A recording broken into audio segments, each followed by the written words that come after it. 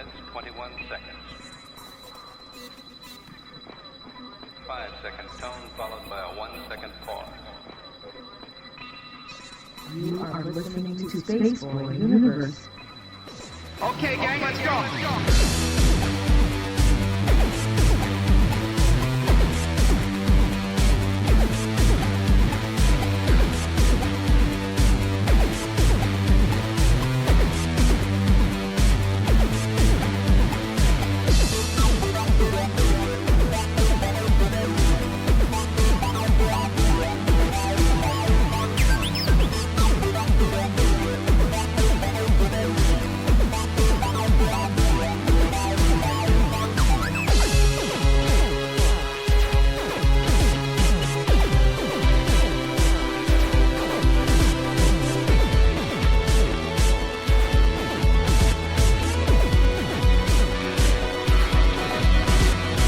From the space city called Houston, Texas, welcome to Spaceboy Universe, featuring Spaceboy and the lovely Surlana.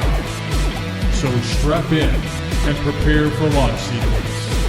And remember, it's Spaceboy's Universe, and you're in it.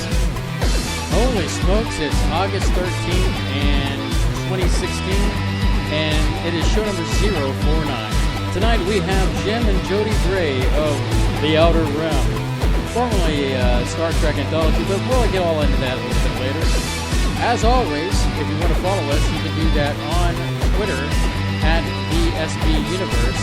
And I'm getting accused, yes, I can tell I'm talking at the SB Universe.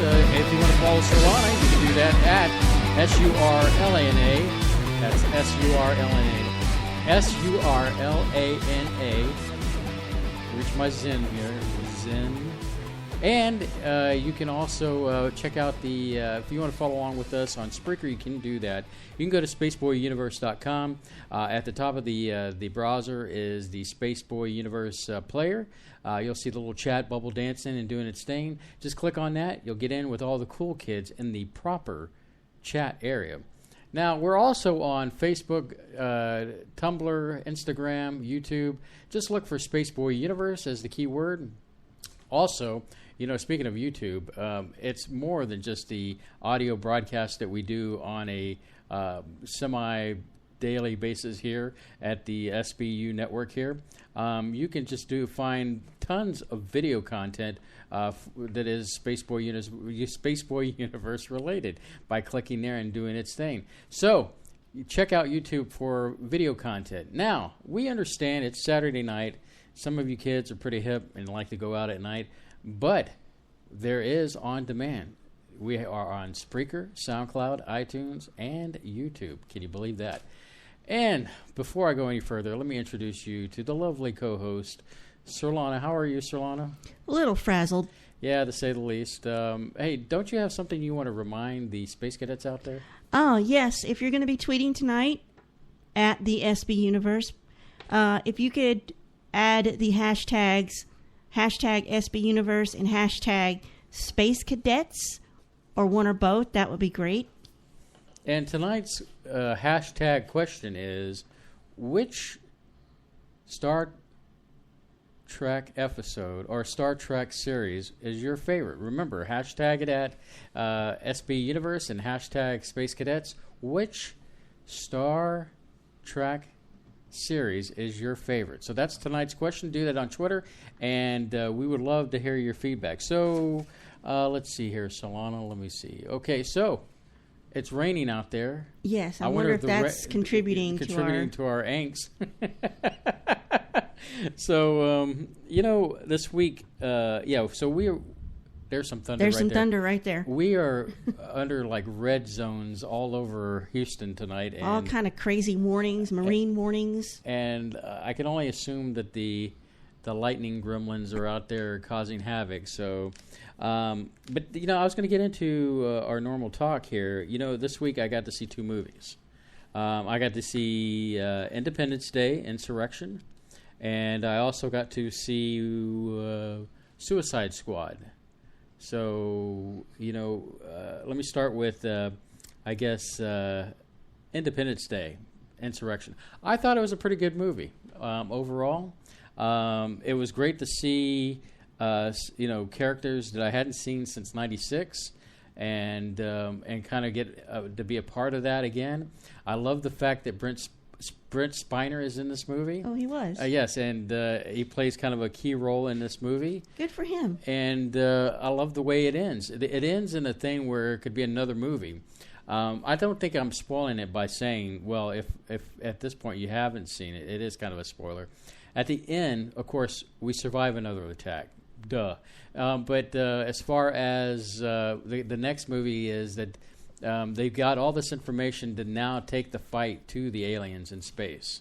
So I thought that was pretty cool, and I enjoyed that. Now, Suicide Squad, I was really kind of like, rooting for this movie. I will admit I'm more of a Marvel fan than I am a DC fan. However, when I was a young man, I loved the Justice League as a kid, watching that in the 70s on Cartoon Saturdays. But as far as the Suicide Squad is concerned, it was really good. I enjoyed it. I think it set it up for people that are not DC savvy as far as knowing the characters. Kind of gave them a dossier as far as showed who was what character.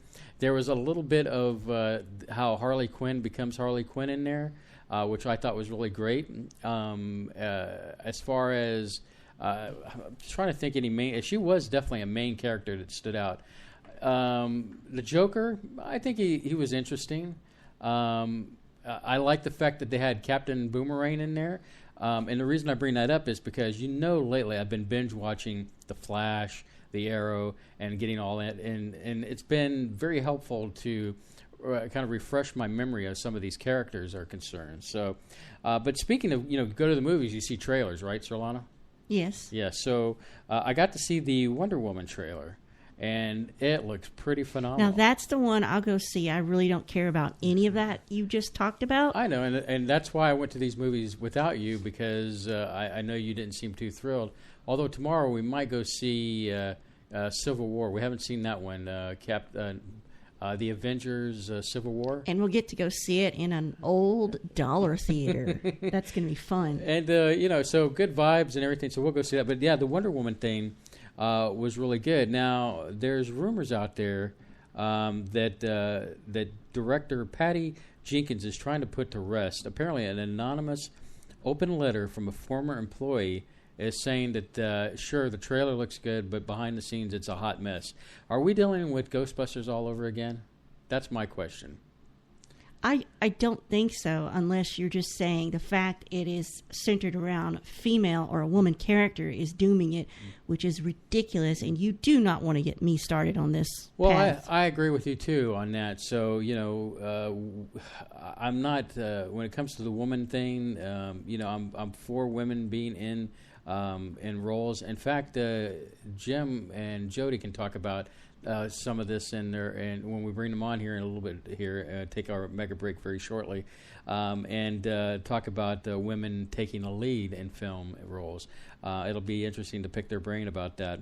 Other than that, let's just end this on a fun note. Well, before we go fun, Kenny Baker passed away. Did he? Yes, he played R2-D2 in Star Wars. And he passed away, I believe he was 81, so a bit of sadness there. But at least he got to do Star Wars one more time before, passing away here. And so it was kind of sad to hear that news, But as far as switching gears real quick, here's where we'll go out for commercial. Do you love Oreos? The normal versions Cookies. of Oreos, yes. Weren't you telling me how many flavors do they have out there now? I don't know. I was being facetious. Oh, you were? Well, can you? Seems like there's 89 of them. Well, they've added another one to their collection. You're familiar with Swedish Fish, right? Yes, because you like them. Or you used to. I used to eat. Well, they're just really packed full of sugar, and I could do without that sugar. But they are quite tasty. I thought they did have some sugar-free ones.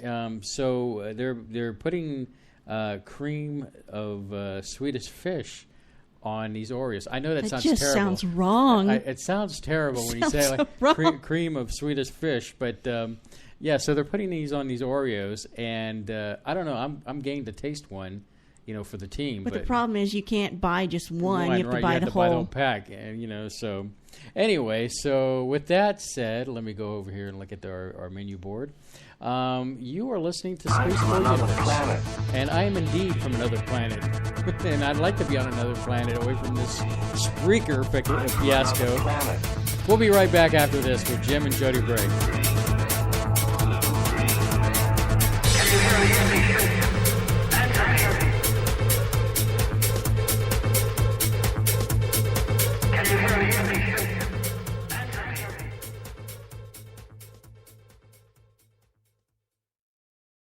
Mark your calendars. The Houston Mini Maker Faire will be at the George R. Brown Convention Center for a 2-day event on November 12th and 13th. Come join them and be a part of their growth story as they boost invention and creativity through the greater Houston area by developing a world-class exhibition. Stay tuned to the official Houston Mini Maker Faire website at www.houstonmakerfaire.com to hear more insights about content, schedule, tickets, and maker exhibitor registration.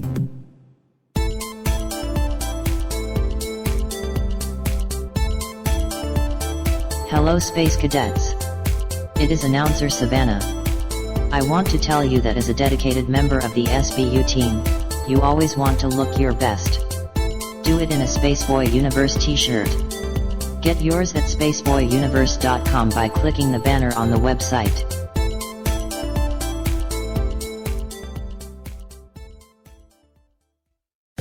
This is author Jordan Root. You are listening to the Spaceboy Universe. This is K28, and I'm listening to Spaceboy Universe. Hi, y'all. This is Lori calling from Texas, and I love listening to Spaceboy Universe. Hey, this is Dave Cruz, host of Beyond the Strange, and you're listening to Spaceboy Universe. This is Wendy. I'm listening to Spaceboy Universe. Hey, y'all. This is Lorelai DeLille. I listen to Spaceboy Universe. Don't you? Tell your mom and them I said hi.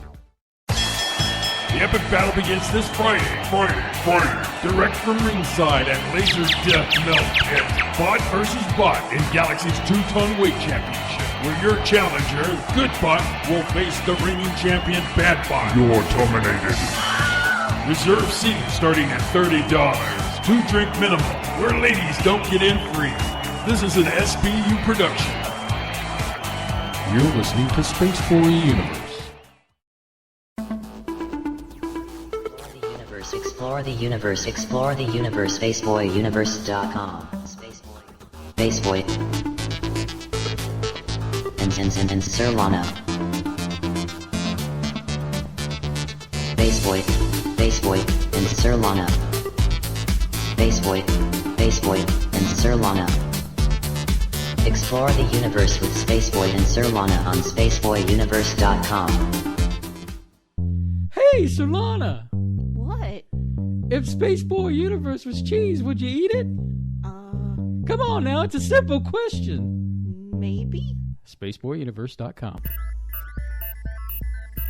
Techno, dance, atmospheric moods? Yes, my friends. My latest release, Digital, has something for everyone. Even makes a great gift for Grandma. Buy your digital download at SpaceboyMusic.com.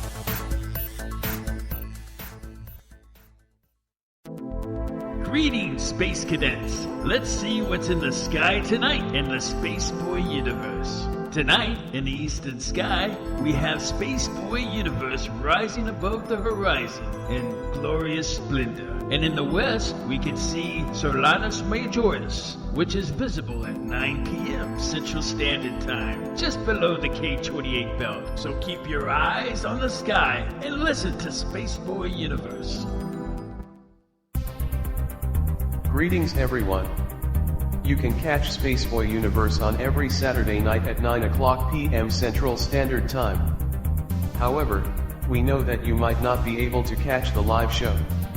That is why we have many places to listen to it on demand, like iTunes, SoundCloud, YouTube and Spreaker.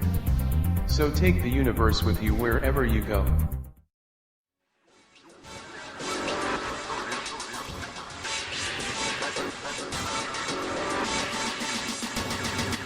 To call in, dial area code 713-7015-214. You are listening to Spaceboy Universe. Here are your hosts, Spaceboy and Surlana. All right. So usually we would talk about a bio here, but apparently when we had our computer malfunction, it wiped our core memory in our brains too. But that's fine because basically we have Jim and Jodi Bray of the Outer Rim. Plus they've brought along Bryan Covault. So welcome, y'all. How are y'all tonight? Hello. Good evening, good afternoon, good morning, wherever you are. It's 5:30 somewhere. Indeed it is. So we've got a lot to talk about, you guys. I mean, last time we talked, when was that? Back in... Was it February or something like that? Around February? It was in the winter, yeah. Yeah, so we were dealing with the outlook of Star Trek, and the future looked pretty bright, but things changed. I guess, should we start there?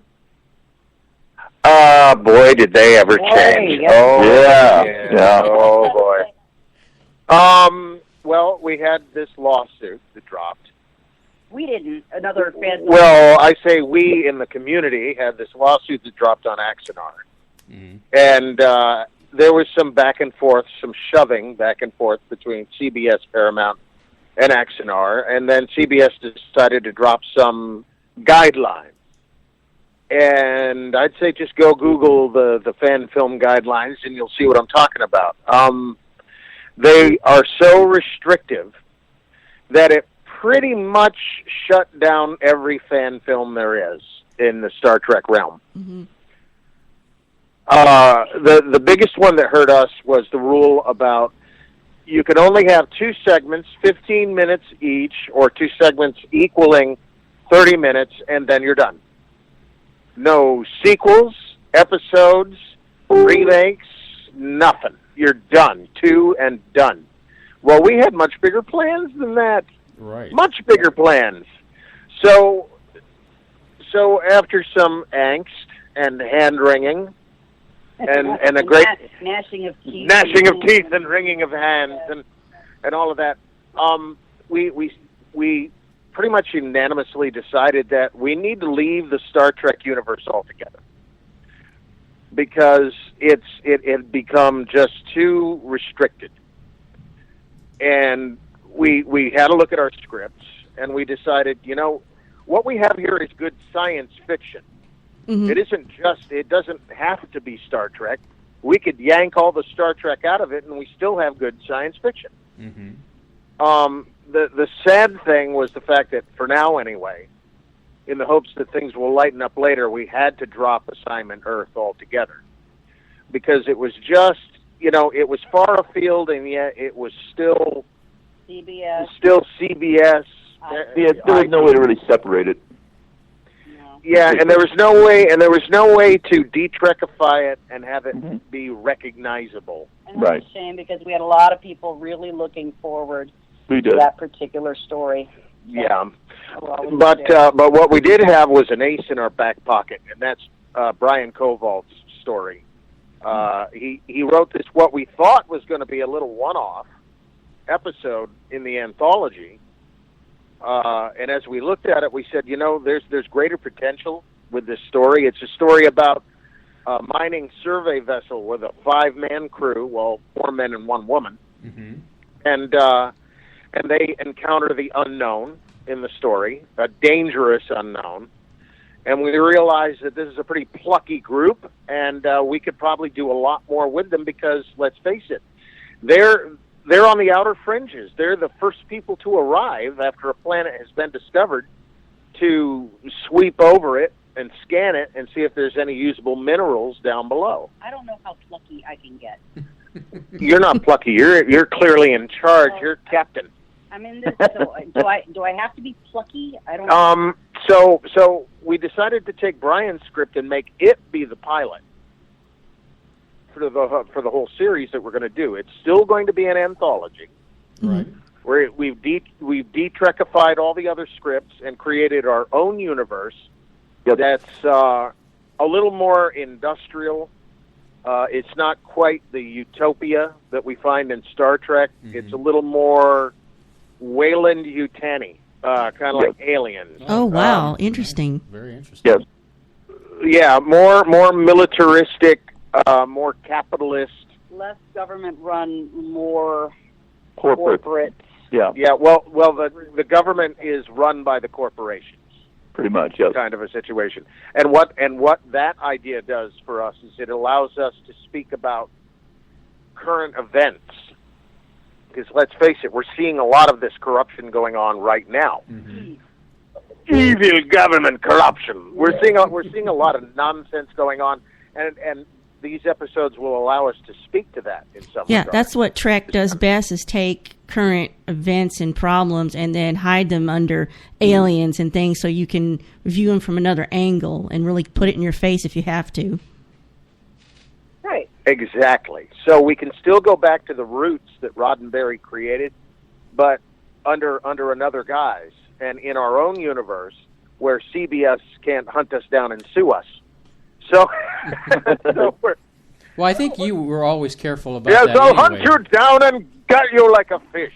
You were always careful when we talked about it last time dealing with Axanar. You were kind of like, I don't want to draw attention, but I still want to draw attention, kind of that back and forth thing. What I find interesting about this is that I think that the continuing voyages are still planning to create their show, that they feel like they've read over these guidelines and felt like, well, it doesn't really say that they're going to sue us. And surprisingly, that show, even though it's really well done and it looks great, they've really kind of been, I'm surprised that they haven't been a target just like Axanar has.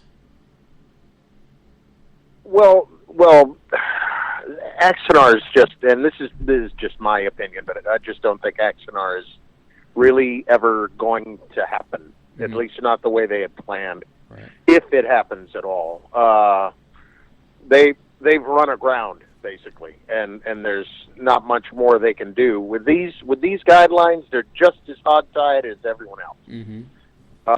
Star Trek Continues is using a wait and see kind of posture. Star Trek New Voyages is done. James Cawley is not going to do any more episodes. He decided to do that before the guidelines were. Well, but he knows people at CBS, and I think he kind of saw this coming. Well, we don't know that for sure. I think it was more a case of he's just tired of doing this. I mean, he's been doing this for over 10 years, and I guess he felt it was just time to move on to greener pastures. Maybe he did, maybe he didn't. And the cool thing for him is he worked a deal with CBS, and he was able to license his what was the studio where all those beautiful sets are sitting, and now the sets are licensed, and he can give tours and charge for the tours and make a little money. As a matter of fact, Trek Ticonderoga is happening this weekend, right? Yeah, right now. Right. Yep, in Ticonderoga. Yep. Yeah. So that's going on, and so James has earned this. Absolutely. I mean, he did a lot of work, a lot of work. He really did, yeah. Oh my God, these sets are amazing. They really are accurate. What was it David Gerald said? They're more accurate than the originals. Yeah. I was going to say really quickly though, what puzzles me is that you have Abrams and Lynn come out and at the Star Trek Beyond, I guess whatever promo they were doing at the time, saying, "Oh, yeah, this lawsuit's going to be settled. It's going to be taken care of. There's nothing to see here," And then not soon after that, you come out with these guidelines, and it just really puzzles me. Is like, who's saying what here? I can tell you with most confidence right now that they spoke out of turn when they said that. They were worried that this was going to overshadow their film. I don't think they had a clue about what was really going on. Yeah, they didn't know what was going on. I feel that way too. They wanted everyone to just shut up for a little while so they could get their film out there.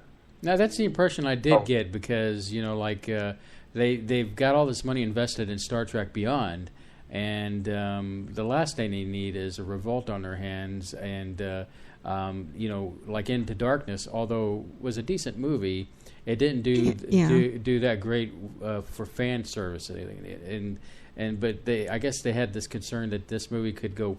And then Simon Pegg, I mean, I think he was the one that sweated the most on this. But you got to give it up to him because Simon Pegg did a wonderful job, doing what he could. Yeah, he did. I liked Beyond way better than the other two. Mm-hmm. It was a better movie. Oh yeah, well the three. I thought it was definitely the best. Yeah, to me, Beyond was an apology for the first two. I enjoyed it, and it felt so I was kind of at a loss. Because Jim wasn't like yelling at the screen like he usually was. It was real fun to watch. It was fun. I tell you what, guys. You don't have a relationship. You're gonna bring the shuttle back there, and there's this big giant beam there. Who the hell designed that? This is crap. Okay, so we're at the bottom of the hour. Let's take. Spock doesn't yell Khan. And why are we doing this here? It doesn't make any sense. And then when Khan says I'm Khan, it was like and exactly. and you are because there's no background established for the character in this film. But then what's this brewery for engineering? Yeah, the brewery. Yeah, the brewery. You got the time. I swear, we've got a brewery near us here. We've got a microbrewery near us, and I swear to God, I want to get with them and use that as an engineering room set. Why not? Work for them. Just as a joke. Yep. That could be the engineering on the new Challenger. All right. Well, before we go any further, let's take the bottom of the hour break. It's going to be very short. And so when we come back, talk about the challenges. We'll talk about the challenges. And so you're basically listening to Spaceboy Universe. We'll be right back after this.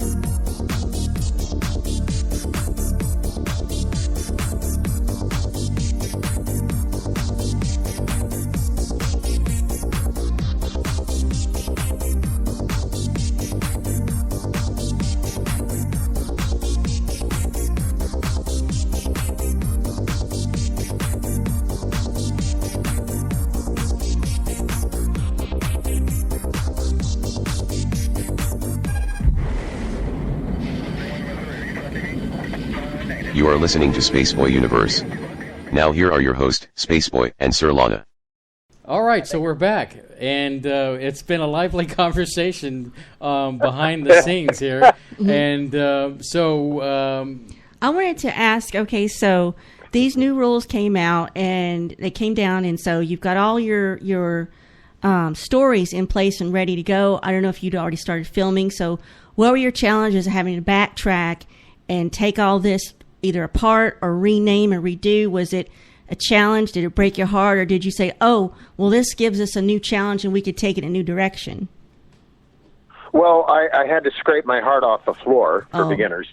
Bless your heart. It took Jim about a good week of coming out of a deep black funk of despair, and then me just shaking him and going, "Come on, get out of it. Come on. This isn't as horrible as you think." It's horrible. It's horrible. What are we trying to do? Oh, God. Well, anyway, so I snapped out of it. And we realized, we still have good stories, whether they're Star Trek or not. And so I had to sit down with the scripts and pick at them and tweezer out all of the Star Trek elements. And I looked and I went, you know what? There's still a lot of meat on the bone here. Mm-hmm. All right, I'm gonna do a little plastic surgery with these scripts, and we did, and it works. So we've created this new universe that's more industrial, militaristic, and corporate run, and it's going to be okay. It's gonna really, really work, and I think people are going to really enjoy it. It's a little more real. And unfortunately, with Rip, because it originally was going to be a one-off, more Twilight Zone type story for anthology, there wasn't a lot of Trek connection with it to start with, so it wasn't very hard to de-Trek that at all. Yeah, that's true. Yeah, there were only a couple minor elements that I was just a couple threads to pull out, and the sweater did not unravel, which was great. So there were a few name changes. We don't have J.M. Colt anymore because she's Star Trek property. Mm-hmm. So, and I got to cut my hair. And Yay! yeah, Jody got to go back to her natural hair color, which is not red, and she's thrilled. And she got to get a haircut. She's like, I don't have to wear that stupid ponytail anymore. Yay! So she's happy with this situation. And we've created an even more hard-ass kind of character. Can I say that? You did. Well, I did. A tougher character. Well, we refer to her as Captain Hardass. That's what we call her. So we had to change her name anyway, and I thought, well, let's see. Colt was in an episode called The Cage. Okay, we're going to change her name to Cage. So now she's not J.M. Colt anymore. She's R.J. Cage. Ooh, so it's like an Easter egg. Yeah, he took the name from Ronda Rousey. I hate that. I'm sorry. I hate that. I can't believe you did that. Well, I love it. So we're going to run with it. Rhonda Jean Cage. I'm Rhonda Jean Cage. I'm a captain of Starship.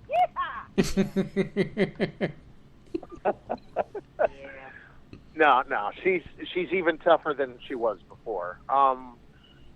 So we're still doing a PTSD story with her. Nothing has changed there. It's just an alternate universe. That's all.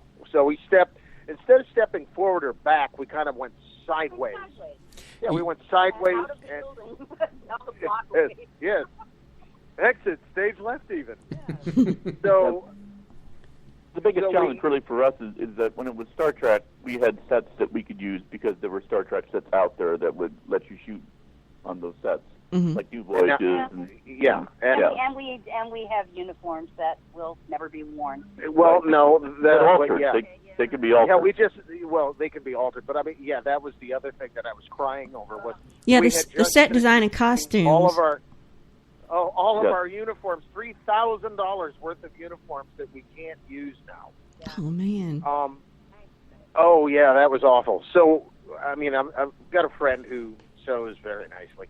She's coming over Monday, and we're gonna take one of the uniforms and pick it apart and try to figure if there's a way to reconfigure it into something that we can use. We're going to take what we have and make it work. I think we can. I think we can make it work. And did you have ship designs that we're going to use? Did you just have to toss those out, or? Well, all of the ships have nacelles and saucers, and that's all Star Trek property. That's all got to go. So all of that CGI work, right in the trash. Oh man! I mean, it looked really good too. Yeah. No wonder you were heartbroken. But again, the upside there is when I told our CGI guy that he got to design something completely new, he was like, "Oh, goody!" So, and I imagine because it would be something a little bit original, right? Well, the incomparable Henry Gibbons is all excited to design new ships. And so I sat down and did a few drawings and said, yeah, something like this. Here's your baseline. Now go with it and turn it into something really cool. And so he's in the midst of working on that right now. All of the props that we bought are tricorders and phasers and hypo sprays. Nope, can't use any of that. That all goes in the bin. So, good grief, you know. So I'm in my shop every day now building new original props for this series. Everything's going to have to be different and new and fresh. There's really bright sides all the way around. I mean, we're not limited in any way. We can do whatever we want, and it's all ours originally. So yeah, and then once we do have sets, there are sets we can use anytime we want, however we want to use them. Yeah. So, one exciting thing is we have a local public access station. Oh yeah. Oh. And they found out about us and they called and I got with them. They found out about us because you went down there and No. They called. They called here months ago, wanting to know about anthology. And then I got with them a couple weeks ago to let them know that everything had changed and would they still be interested, even though it wasn't Star Trek. And they said, "Dude, we need programming." So, so they want to put us on the air. So they're going to throw us on the air. You know, Mystery Science Theater 3000 started that way. Yes, it sure did. Local KTMA, Minnesota. Yep. So you're talking to a hardcore fan. Oh, yeah, we love the guys. Yeah, oh, God, we love the guys. We're going to see Riftrax Live Mothra. Oh, yeah. We went and saw the room, and I don't think I laughed that hard in years. Oh, God, that was so painful, but in the best way. Yes. I know. Oh, Tommy was he's terrible. So, oh, hi, Mark. Oh, hi, Mark. So, Brian's probably going, what the hell are they talking about? So, my favorite episode of the original series there of the MST3K will always be Jack Frost. Yes, yes. Oh, I love Jack Frost. That my favorite part was, this is the sun. We can't take your call. Don't get me started on a quote off.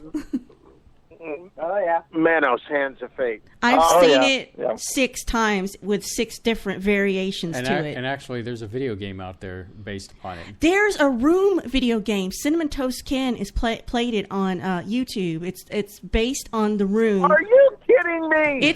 Now they took some liberties with the storyline so they could make it a playable game, but it's just as gut-wrenching as the film. And it's like an 8-bit or 16-bit, and you can play it. We'll have to tell our son because he's huge into retro games and he loves to hate The Room. So we will have to definitely tell him about that. So basically we're reinventing the wheel. But we're having a good time doing it. I mean, when we got into this, the whole idea was to have fun to begin with. And not take ourselves too seriously. Definitely.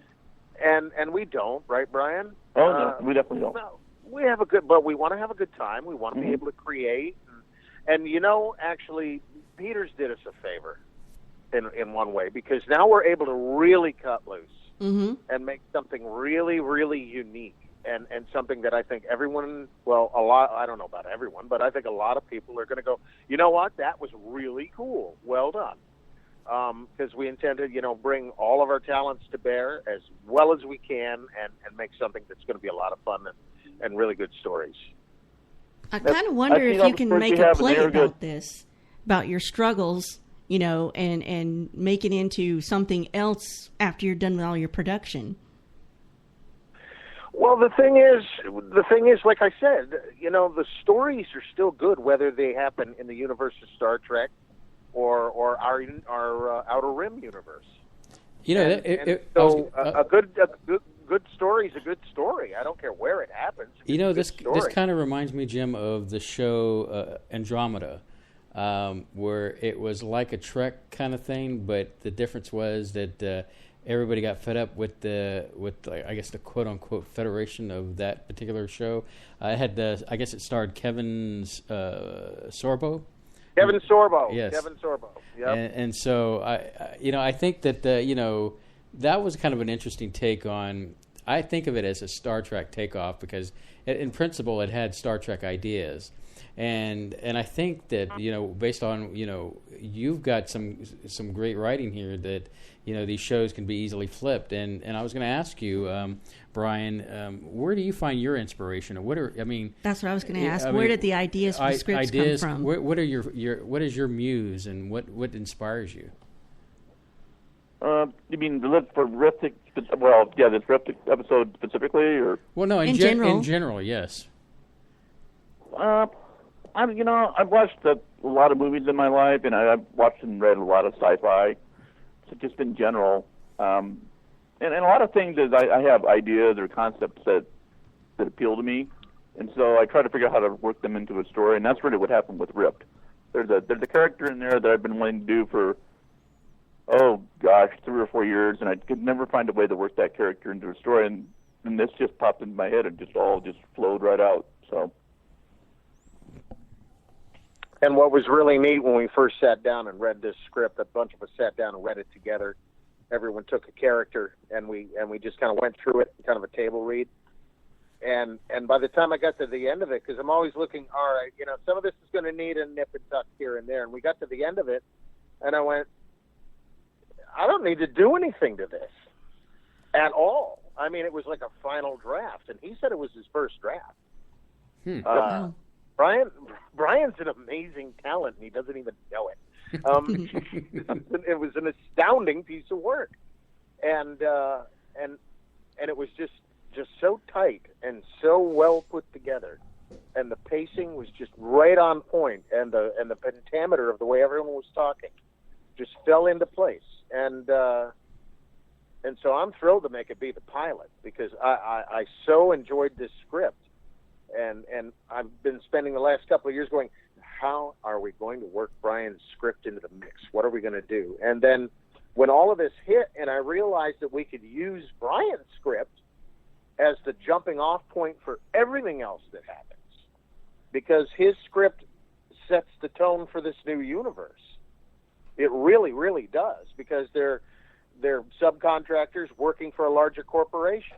Mm-hmm. And trying to follow their rules, and then one of the corporate flagships calls and sends them on this special mission for a couple extra credits, and they're always happy to do what they call a leap and sweep. Yep. So they go to check out this anomaly, and they don't realize what kind of pickle they're going to get themselves into. And just the last thing they hear from the flagship is first sign of trouble, get your ship out of there. And whenever you hear that in a sci-fi story, they're going to run into trouble. Right. Every time. Yeah. Oh yeah. Without so it's kind of a little bit of Guardians of the Galaxy type humor mixed in with a little Twilight Zone type drama. Oh, good. 'Cause I like sci-fi humor, like that type of thing. Like My Beloved Red Dwarf, and things of that nature. There's a little of that in there too. There's a hint of Red Dwarf in there a little bit because the crew kind of cuts up that way. They're a little snarky back and forth. But the overreaching story in the whole thing is it's a love story. Really? So that's the cool thing. Yeah, it's a love story in essence. Well, Star Wars was a love story if you really think about it. No, actually, it's a hero's journey. No, it's a love story. No, it's a hero's journey. It's a love story. No, it's a hero. Go sit in the car. This is a good example of why we had such a great time talking to you, both of y'all, because we see ourselves in y'all, and in the sense that we bring our marital angst to the show, and it comes across. But it's good comedy stuff here. So I just got the look. Maybe I should go sit in the car. Well, question I have, maybe this is more for Bryan, but I'm sure you, Jim, and Jodi can speak to this.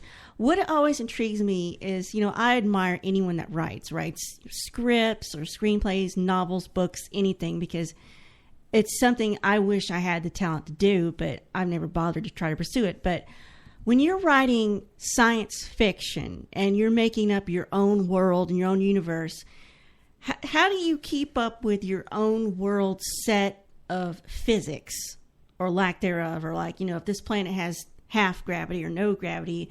I always wonder, how do you keep up with things like that? I think the best way to deal with that is try to be as scientifically accurate as you're able to be. So stick close to the truth, and you don't have to worry about your lies. Yeah. Don't get yourself in trouble with that kind of stuff.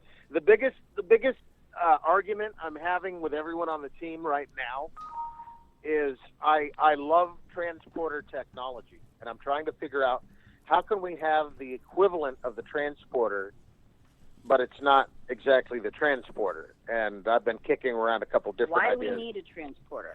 Here's an interesting thought. We really need a transporter. It gets you to the planet quicker. It's you're done. You're out. So you're does down the shuttle. Jim, I have created kind of a backstory for Spaceboy in general, and on his ship, the fictional Spaceboy, he uses what is called the EM bridge. Basically, think of it like, I guess, a Stargate mechanism, but it's not. It uses the Einstein-Rosenberg bridge principle. Small wormhole? Yeah, and creates a wormhole kind of thing to wherever they need to be.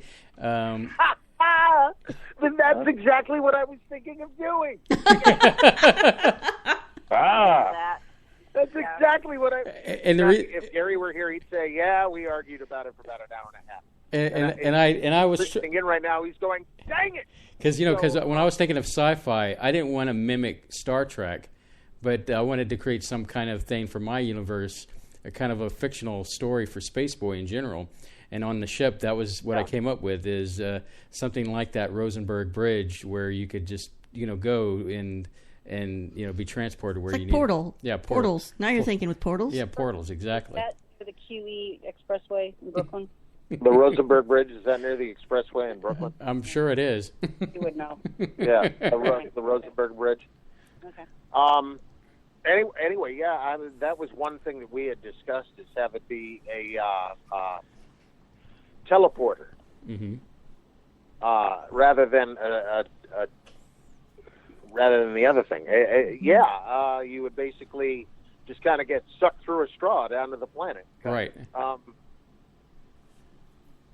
For me with writing, I try not to get too caught up in the details. I mean, I want to give a general idea of what things are, but we kind of learned from Star Trek and techno babble that if you go on in too much detail, then you break up the rhythm of the story.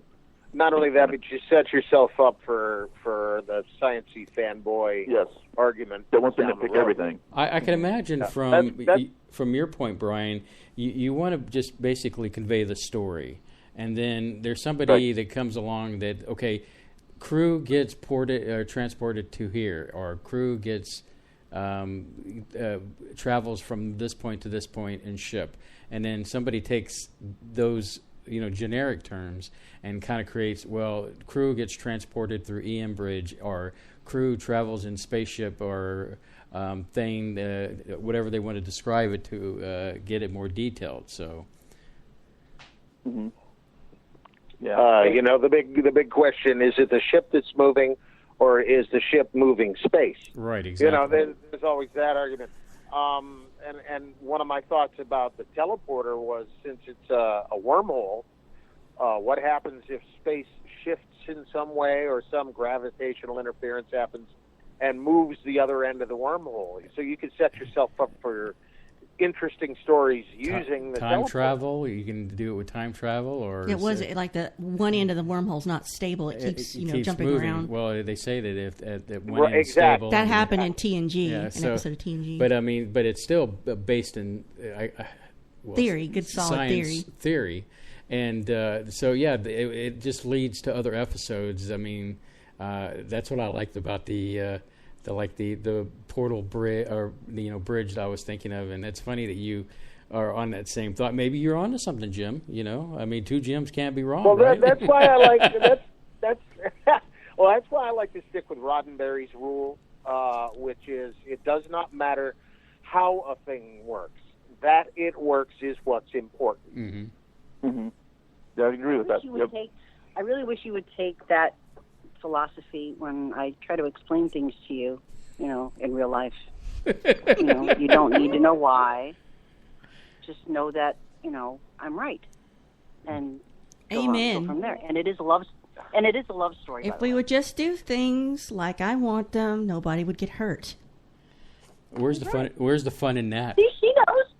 It's not that hard, Surlana's with me on this one. And then that always ends up with the phrase, well, maybe your next wife will do that. Well, I'm a firm believer in reincarnation, and maybe your past wife didn't do that, but this time around, you're going to do it, son. That's my Florida girl right there. Yeah. What you gonna do? Love you, honey. Love you, take care. Okay. So this is where we're at. We're excited. We've had to change a lot of names of stuff and all of that, but it's still going to be the same show. Mm-hmm. My biggest concern right now is that the fan base that we've developed is getting a little impatient. Oh yeah. So. Well, I mean, it's understandable considering what has happened in the Trek universe. I mean, there's just so much that has come down because of the Axanar situation that it's affected so many fans and so many fan films, and it's really sad because and I hate to pull Star Wars into this conversation, but it is good. That's okay. It's good to point out that. At least Lucas, I mean, in the early days, Gene saw the value of the fans. At least Lucas, up to before he, I guess, traded it into Disney, and Disney still does it too. They have fan interaction things, and they have a great relationship with the fans. I mean, I really don't understand why these companies don't understand. If you're going to alienate the fans, you're not going to have something, or you're not going to have the revenue because they're not going to buy anything from you. If you're going to just put them out in left field. Well, yeah, and I understand you're in business to make money, and, and I get that, but you can't poop all over your fans in the process because you're going to hurt your bottom line. Right. Because see, I produce my own music, and it's out there, and I can understand property rights because it's my music. I wrote it, and the last thing I want is somebody playing that and making a profit off of it. That's not, but if somebody wanted to come along and honor the music by doing a remix or something like that, then I'd be cool with that because it's just taking my idea and expanding it and making it, okay, well, who originally wrote the music? Same thing in this situation is that, where I'm getting at is, I didn't write a Star Trek episode, but, it's doing honor to the original vision that Gene set forth. I would agree. He would have loved everything that was happening up until what happened with Axanar, because they were trying to figure out a way to make a buck off of someone else's IP, and that's and we all tried to warn them. There were a bunch of us trying to warn them. You can't do this. You're going to ruin it for everybody else. And he just kept pushing those buttons until he got a reaction, and it wasn't the one he wanted. And now we're where we're at. And it is what it is. It's important. You either throw in the towel or you move on. It's unfortunate because in my opinion, for companies like CBS and Paramount, in order to really make money, they have to make products that appeal to the mainstream. And the mainstream is not going to be into the same things in Star Trek that a real true Star Trek fan would be into. And what the fan films did is they really created Star Trek fan films for other fans. Right. Well, on that note, that's what they're going to miss. We're at the top of the hour, so let's go ahead and take our break. This break will go about roughly 5 minutes, and so if you need drinks or restroom breaks, now's the time. I have some more questions when we get back. Yeah, we've got definitely more stuff because I definitely want to get into the new series that's coming out next, I guess in January. So hold that button. And I'm from another planet. Once again, I am from another planet, and you're listening to SpaceboyUniverse.com. We'll be right back. I'm from another planet.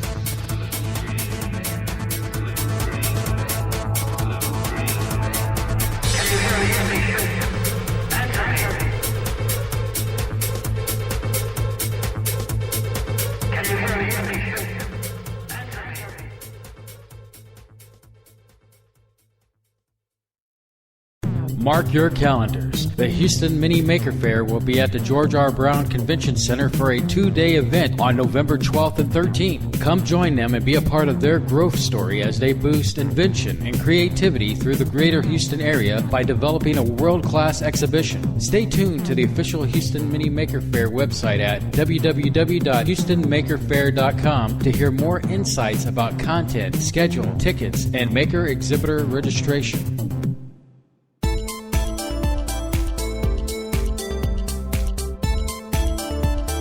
Hello Space Cadets. It is announcer Savannah. I want to tell you that as a dedicated member of the SBU team, you always want to look your best. Do it in a Spaceboy Universe t-shirt. Get yours at spaceboyuniverse.com by clicking the banner on the website.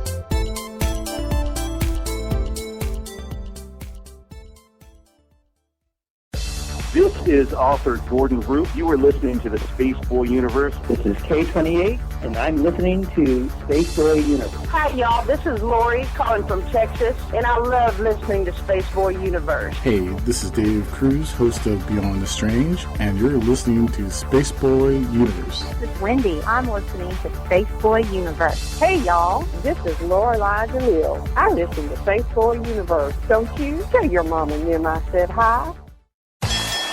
The epic battle begins this Friday. Direct from ringside at Laser Death Melt and Bot vs. Bot in Galaxy's 2-ton weight championship, where your challenger, Good Bot, will face the reigning champion, Bad Bot. You're terminated. Reserve seating starting at $30. 2-drink minimum, where ladies don't get in free. This is an SBU production. You're listening to Spaceboy Universe. Explore the universe, spaceboyuniverse.com. Spaceboy. And Surlana. Spaceboy and Surlana. Spaceboy and Surlana.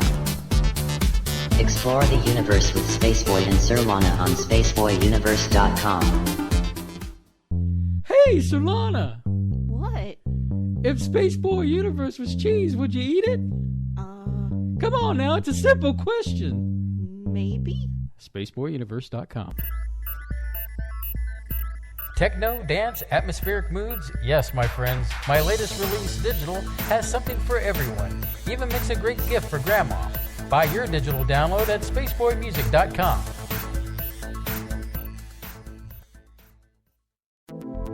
Greetings, Space Cadets. Let's see what's in the sky tonight in the Spaceboy Universe. Tonight, in the eastern sky, we have Spaceboy Universe rising above the horizon in glorious splendor. And in the west, we can see Surlana's Majoris, which is visible at 9 p.m. Central Standard Time, just below the K28 belt. So keep your eyes on the sky and listen to Spaceboy Universe.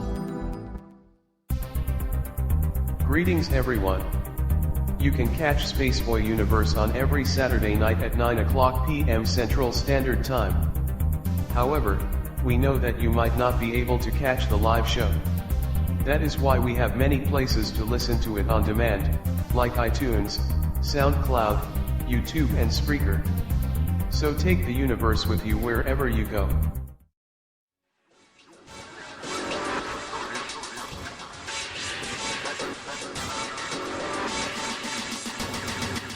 To call in, dial area code 713-7015-214. You are listening to Spaceboy Universe. Here are your hosts, Spaceboy and Surlana. All right, we're back. And let me tell you, Jim and Jodi Bray and even Bryan, they are the most talkative people during breaks. We've acknowledged it. Yeah, keep talking whether you're talking to us or not. Jim loves, for the record, loves his mother-in-law, which that's good. And I guess that makes a happy wife. Well, happy wife, happy life. Exactly, I can agree with that. So, Surlana, you wanted to get into some questions? Yeah, so, you had this come down. I don't know if you'd already started filming your projects, but What do you have upcoming and when, and what can we expect to see, and how's production going or not going? What's your status? Well, we were just, while we were off, we were planning a meeting. Yeah, we heard. Well, I've been working on a lot of new props and stuff, and I've been designing new set pieces and stuff like that. Because the way we're looking at shooting this, at least in the beginning, is make what's called contact pieces for the actors. You know, if they're supposed to be in a chair at a console, then we provide the chair and the console, and we just set them against a green screen. And we've got CGI guys that are very talented. They could drop the set in around us. And that would save us a lot of time and money, which is two things we have very little of. So, that's what we're about at this stage. And if we get things out there and start, possible raising funding, we might get a little more involved in sets. But the big trick right now is the place to shoot it. The public access station said they'd be happy to provide us with their green screen. Yeah, well, studio at our fingertips. And yeah, we have a studio at our fingertips that we can shoot at, but it's a pretty limited space. Bless you. They're looking at expanding their facility in the spring, and I told them that we would help put the word out that they need help to raise funds to get their studio bigger, and so they help us, we help them. It's a win-win. And if we can produce it right out of their studio, awesome. That sounds we're great. working on that. That sounds great that y'all got the public access in a studio. That's a lot more than some other productions are getting. True. Very, very true. What the heck is his name? Tommy Kraft, who did Tommy Kraft, who oh God, what is his name called? Yeah, he did an Enterprise era film, and the whole thing was done on green screen, no bigger than 4x8. And when it was all done, you'd think he was sitting on the bridge of Archer's ship. Wow. It was gorgeous. And the whole thing was done on a tiny little green screen in his garage or basement or something. And it's amazing. It is amazing what you could do these days. It's proven that it can be done. So there's nothing stopping us from doing that. As long as we've got the people that are technically savvy and can make it all pull together and look good, then we're good to go. We've got excellent talent as far as actors go. We've got excellent talent as far as our CGI requirements go. We've got a terrific editor, Bill Lutz. We've got sound people. We've got a great team pulled together. So this is just a big old pothole in the road, and once we get it patched, we can strike out again and get moving. So I need to put it out there. We've got a new website, still kind of under construction. It's got some of the old Star Trek elements probably still in there, but the name has been changed. It's exploretheouterrim.com. Mm-hmm. And so you can find some information there.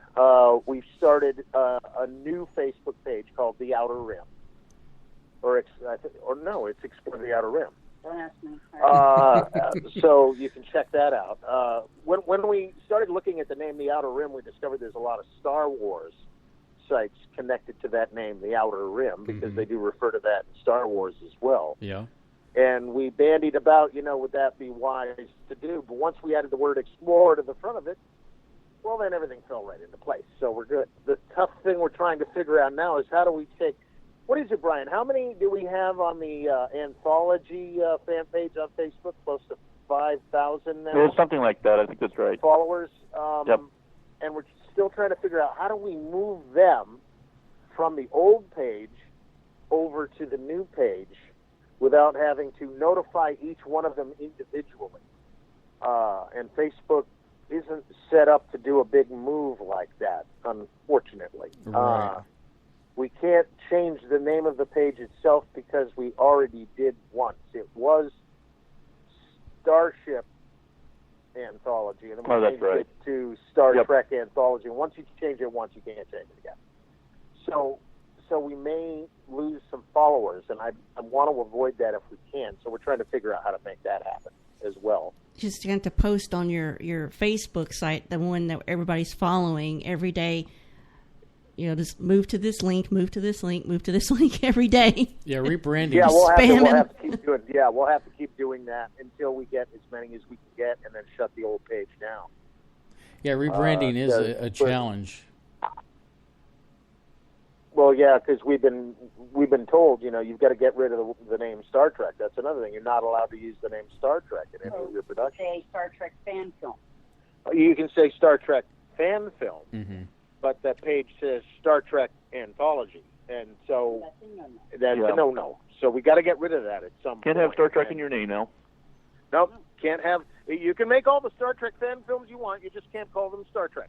That was another one of the rules that I found to be quite hobbling. Yeah, it's tough. It's been really, really tough to try to figure out how to get around it. And for us, the best way to do it was to just jump ship entirely. Or jump from one universe to another, and just get out of Dodge, where all the problems are. You know, move on. I don't think we talked about this, Jim. What were your beginnings in getting into this? I guess would you call it a hobby or a lust for? A lust, I mean, what would you call it? I mean, Spaceboy Universe is kind of like my unofficial day job.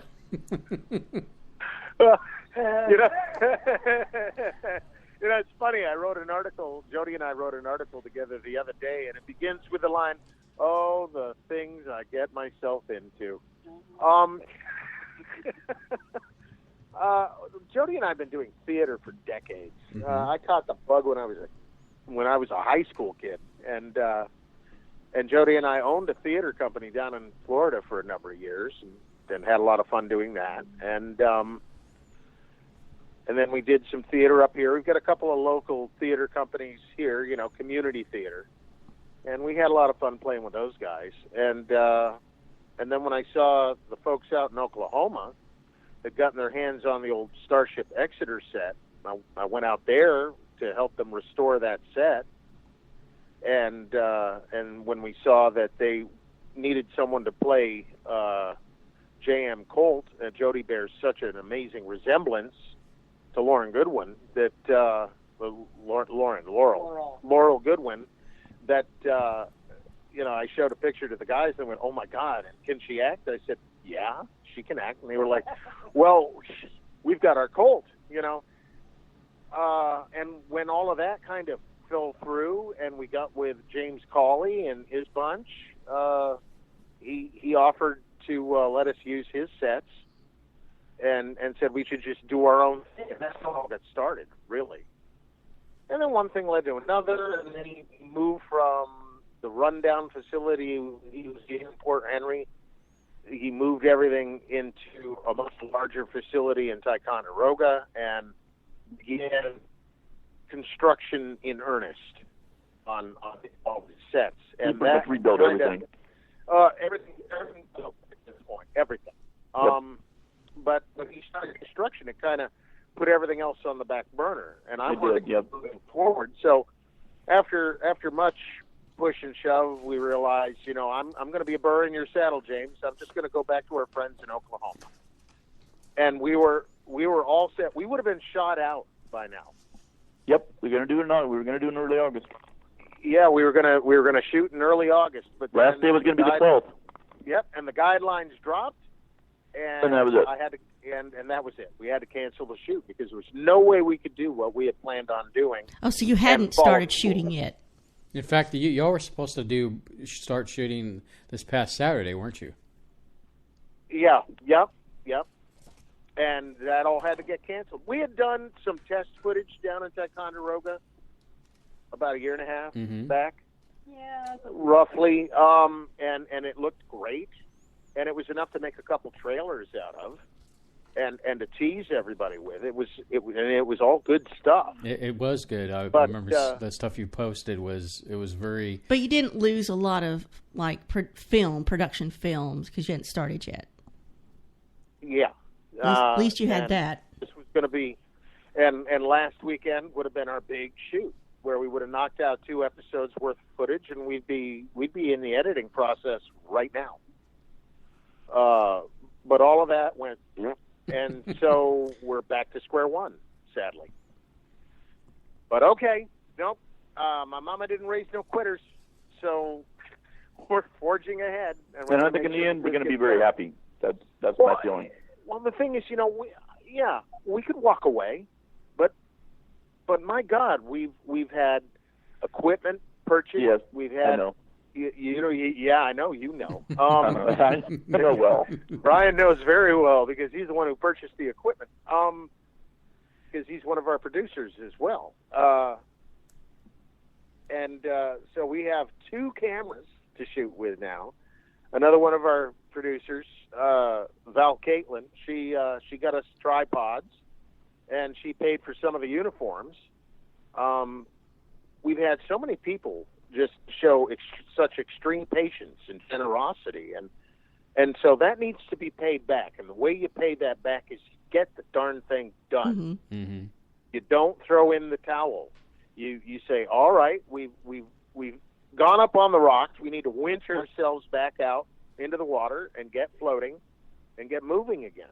And so that's what we're in the middle of doing right now. It's just like the movie The Martian. You solve one problem, then you move on to the next problem, then you move on to the next problem, and when you get them all, solve enough of them, you got a show. You're live. Yeah, I was going to say, never give up, never surrender. Exactly. Yep. Best Star Trek movie ever made. Yes. Yeah, it is. That was a love letter. Thank you very much. And they're making a TV show out of that. Have y'all heard about that? Oh, really? Yes. Really? They've decided to. I don't know if it's going to be exclusively on Amazon or, but they have decided to make a show of Galaxy Quest. Oh my God! Really? All right. Yes. Well, I'm going to cross my fingers and hope they don't mess it up. Yeah. I'll watch. Oh yeah. Yeah, I'll watch. Well, speaking of TV shows, I'm sure you've seen the trailer for the new Star Trek Discovery show that's coming out. And Oh yeah. And people are screaming about that ship. I love it. well, have you noticed it looks an awfully like some of the production models or the production drawings that they did, I guess, right before, what was it, Star Trek The Next Generation? I mean... Yeah. Yeah.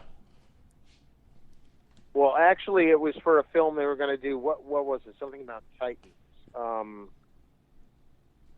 It was for the original film idea, well before the motion picture. Right, where they changed their mind from going from, I think it was like they were going to give the new ship to the guy Decker. Captain Decker was going to be like the head of the Enterprise.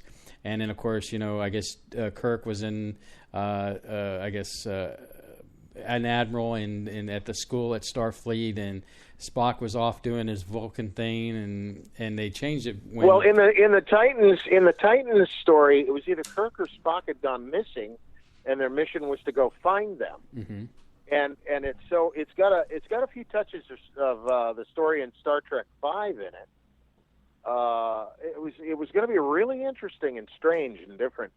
And Ralph McQuarrie sat down and did a mess of drawings of this particular triangular-looking design. Mm-hmm. And I always thought that was kind of neat because it was such a departure. I love when you take kind of a hard left turn like that. As long as it stays within canon, I'm good with that. And I love to see different designs like that. And this one, there's been a love-hate kind of thing about it. But when that CGI came out of this particular ship design, I got excited because it just seemed to fit. Considering that this ship is not the Enterprise, right, for one thing, and it's an earlier model. This is pre-Enterprise, so it's supposed to be 10 or 15 years prior to Kirk's 5-year mission, mm-hmm, if I understand correctly.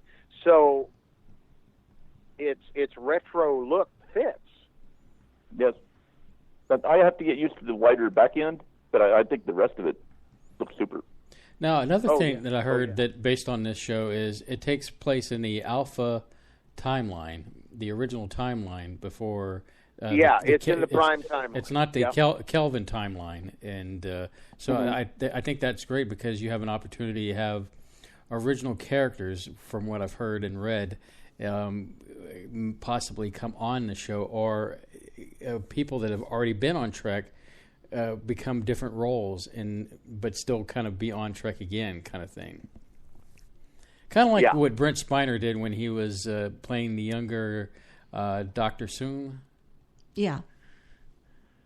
Mm-hmm. Oh, I enjoyed those episodes. I thought it was an interesting look at a younger Dr. Soong. Mm-hmm. So, I personally, only time will tell if the show comes out, but I'm like you, Jim. Star Trek, I hear the word, and something magical starts to overcome me. I've always loved Star Trek. It's hard for me to hate it.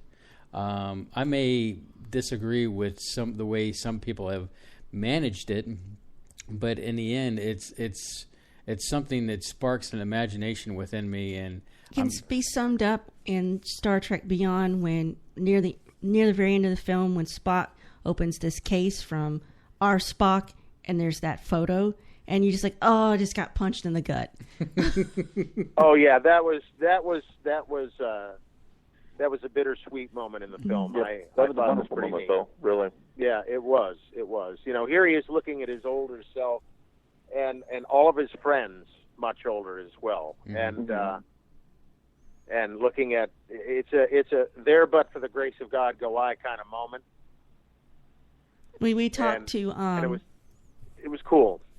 When we talked to Manu from Star Trek Voyager, he was at the premiere of Beyond, and he said they had a moment of silence for Anton, and it went on and on and on and on. He said there was so much love at that premiere.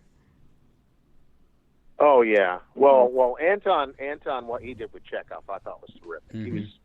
He was doing with the Chekhov character. I was loving every bit of it. I never had a problem with his performance at all. Well, any of their performances at all. I think the cast of the new films, they're all terrific. I love what they're doing. It's just the writers need a kick in the seat of the pants over a couple of the choices they've made. So I don't hate the films. I've just been disappointed by some of the writing. It's the scripts that can make or break it. It's not they're acting the best they can with what they were given. I mean they all embody their characters really well. They really do. I love they're McCoy. doing a nice job with the characers. Oh, he's dead on. McCoy's awesome. My favorite part. Carl Urban is just nailed really, McCoy. Mm-hmm. Beyond with the one movie where they really got the interaction between the big three probably better than any of the movies. Mm-hmm. Agreed. I thought anyway. Yeah. So what do you think? I love that scene where McCoy asked Spock, "What's your favorite color?" That was good. I love Peg as That's Scotty. just like McCoy too. Yeah, I love Peg, how he interacted with the female alien. He called her Lassie, and it's like, "Don't you break my music, Scotty." Yeah. And I think she's going to be a regular. I love her. She's awesome. Yeah. I think she's going to be a recurring character now, which I'm happy about that. I thought she was really, really cool. Mm-hmm. That would be an interesting setup since they have no intentions of replacing Chekhov. Mm-hmm. I wonder how bring an alien on, bring her back onto the ship, and maybe she'll get Chekhov's chair. You know? Right? Yeah. So anything can happen. She's got to go through Starfleet, though. Yeah. Well, I mean, she's got some pull with Kirk, so and Scotty. Mm-hmm. So. Well, in this last picture, they were 3 years into the mission. Yes, exactly. And like Surlana was saying, she said, "Man, this is what Star Trek should have been initially when they first came out with it." It feels like a Trek episode. It does feel like a Trek episode. Had the principles there. Mm-hmm. And you got to more so than the first two. Yes, sure. yes. And I really believe it plays a lot into Simon Pegg because he's a fan. He's a fan. I mean, it took a fan to understand the property, to give it justice with these characters. And what I liked is that every character came through. It wasn't like just a few characters. Everyone had time to kind of come forward and shine in this movie, which he made sure of that, and that was terrific. Mm-hmm. That was terrific. Now, the problems I had was with Idris Elba's character, because there was a lack of explanation about what he had gone through. They kind of seemed to gloss over it. Yeah. Mm-hmm. Why had he physically changed, and how did he acquire this power to do what he was doing and to try and change back? Right. And why on earth would he be upset about having been moved from having to be a soldier to be an explorer? Because everyone I know in the military would give anything to not have to do that work and to have a nicer job. Mm-hmm. Not to disrespect our military who work hard every day.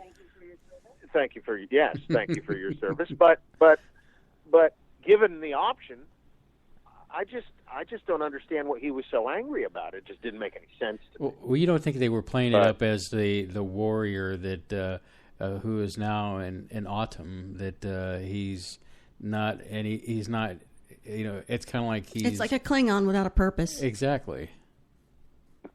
I think that's what they were trying to say, but I just didn't buy it, because he was given a terrific job of being an explorer. He could still be a soldier, mm-hmm. but be.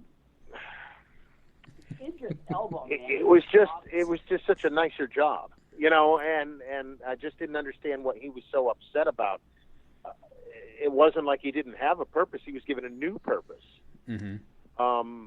So I didn't buy it. I just didn't buy it. It didn't make any sense unless he was cuckoo to begin with, and if that's the statement they're trying to make, then it does our military a disservice, in my opinion. Good point. Mm-hmm.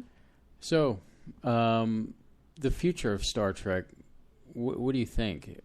What in your opinion, what seems to be ahead as it unfolds for another generation to be a part of it?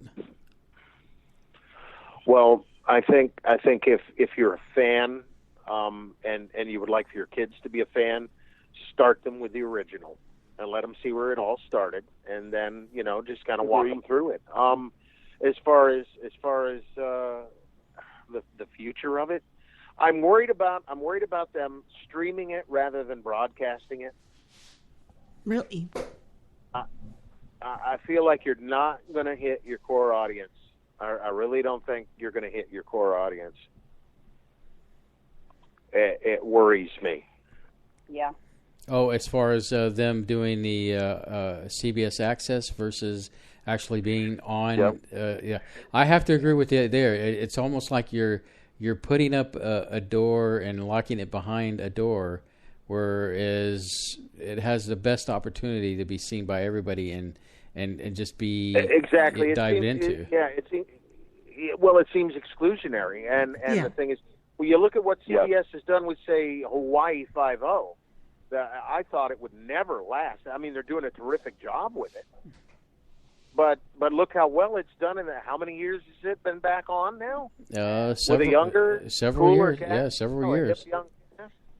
And it's been 5, maybe 6 seasons now. Mm-hmm. Yeah, and they're doing great. And I think Star Trek could do just as well on CBS, because that's where the core fans are. They all of those kind of shows that my generation seems to like seem to be on CBS. Mm-hmm. And let's face it, the core audience of Star Trek is our generation. Yep, really. Yeah, and then I could see doing the original broadcast on CBS and maybe reruns on CBS Access, something like that. Mm-hmm. Yeah. But I really think it should be on CBS for the broadcast. I agree with that too. Well, that's where it's always been. It's on. Interesting fact is that it's going to be on Netflix internationally. So anybody that's internet the day after, I think, is what they've said is that they're going to rebroadcast it on Netflix internationally. So meaning everywhere but the United States, and then here in the United States, you'll have to go through their CBS Access to access the show. So kind of an interesting thing. Yeah. I think it's this, of course, my humble opinion. I think it's a wrong-headed plan. I know they're thinking, it's the wave of the future." Well, I mean, I got it. I don't agree. Well, this is the point where we're going to agree to disagree on it. Streaming is the way to go. I mean, when I was a kid, we all gathered around the TV, and if you didn't get there, you were going to miss whatever show came on, and you'd have to wait 6 months later if you were lucky. But nowadays, it's such a convenience factor to be able to, like, for example, I've got up on the Arrow and the Flash within a week and a half of all their seasons to bring me current. Unheard of in the past, you'd have to go buy DVDs or whatever. But thankfully through Netflix and Amazon, and I'm able to watch programming when I want to watch on demand. And I think that's why we cut the cord with cable TV, is because, they just offered 500 channels of nothing I wanted to see. Exactly. And the stuff that we wanted to see, it was miserable. So for us, I guess, in our generation, Surlana and I, we've gone through the 70s and the 80s of being there in front of the TV to taping them on VCR to now we can just push a button and see a show at 2:30 a.m. in the morning. It's great. It's spectacular. But on the flip side, there's that romanticism of being able to catch a show that, if you're not in front of the TV at 5 o'clock in the afternoon or 7 o'clock at night, you would miss it. You would be out of luck. So I can understand that train of thought, though. Well, I guess I'm just, I'm that Clint Eastwood character. I'm that grumpy old man. Get off my lawn, Hey, y'all, let's take our bottom of the hour break, and so when we come back, we'll talk more with Jim and Jodi Bray, and then of course also Bryan. We want to mention him, Bryan Covault, and so we'll be right back after this.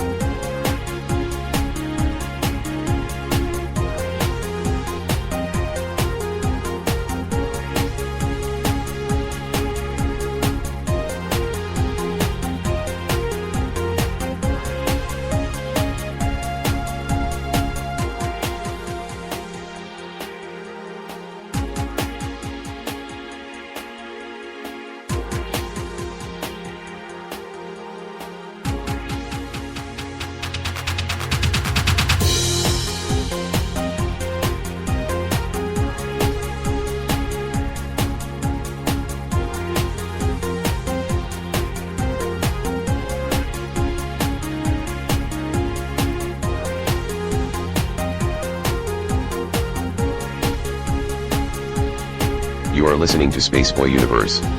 Now here are your hosts, Spaceboy and Surlana. Yes, we are back. And are we okay over there, Surlana? Oh, I just want to have questions too. Sure, good. We'll get into that in just a second here.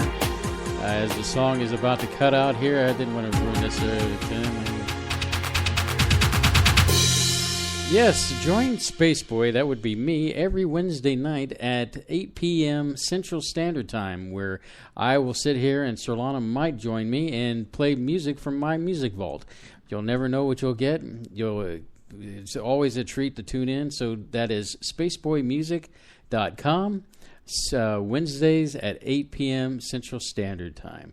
So, what were you going to say, Surlana? Well, I was just wondering, as a writer, if Bryan, he had any current shows he admired. Now, Spaceboy and I have gotten into Mr. Robot, and as far as writing and trying to keep a hold of the plot, I feel like a complete idiot when I watch a show like that. I'm like, I saw every episode, I haven't missed anything, and I have no idea what's going on. And I was just wondering, what shows or writing do you like or admire? Well, it goes without saying, Star Trek. I mean, Star Trek is what I admire more than anything else. Mm-hmm. I actually got into, and it's kind of a little bit, not totally sci-fi, but it actually was a spinoff from New Voyages, like about 4 years ago. It never actually got distributed, but we did a shoot for Wild Wild West from the 60s. Oh.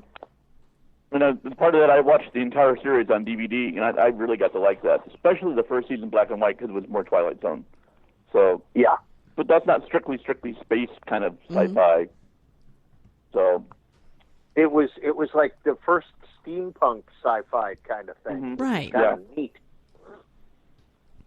Oh, I gobbled that up when I was a kid. I loved the Wild Wild West. And see, somehow I missed that. That's why I wound up watching the whole series on DVD, because I never saw that somehow.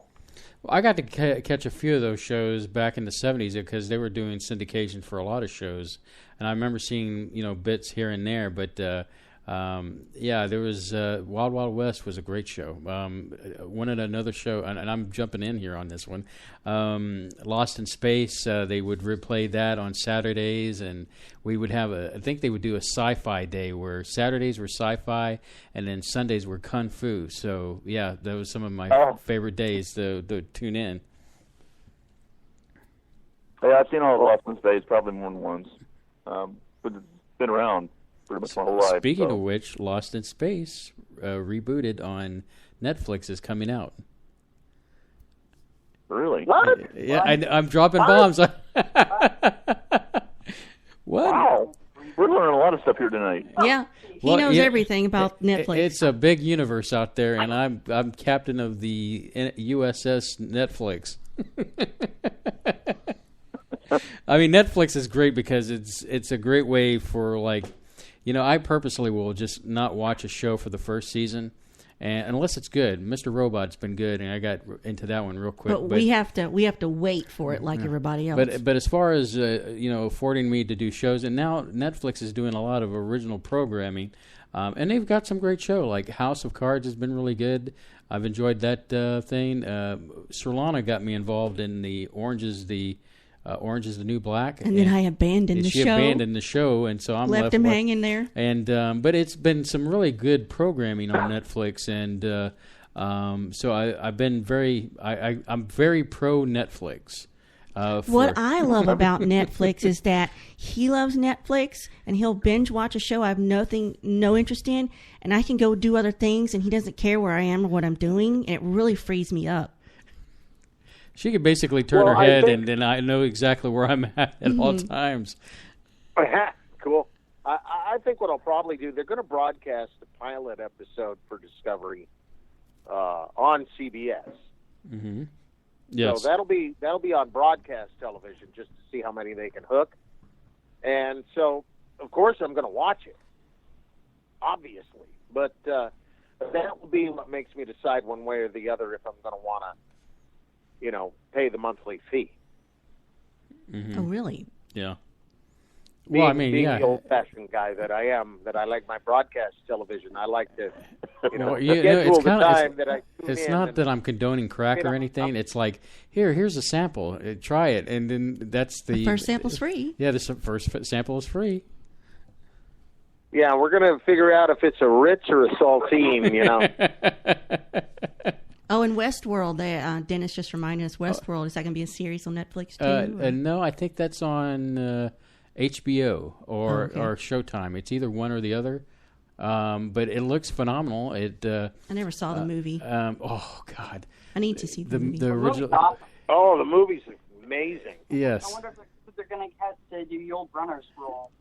Or if they're going to have the Yul Brynner I think they're taking liberty of changing it up a little bit. It has Sir Anthony Hopkins in it as, I guess, the head programmer for the robots, and but it looks really good. But I mean, you can't beat the original Westworld. That was just a classic. I mean, well, you know who I could see playing the gunslinger now? Vin Diesel. Oh yeah. Yeah. Oh yeah.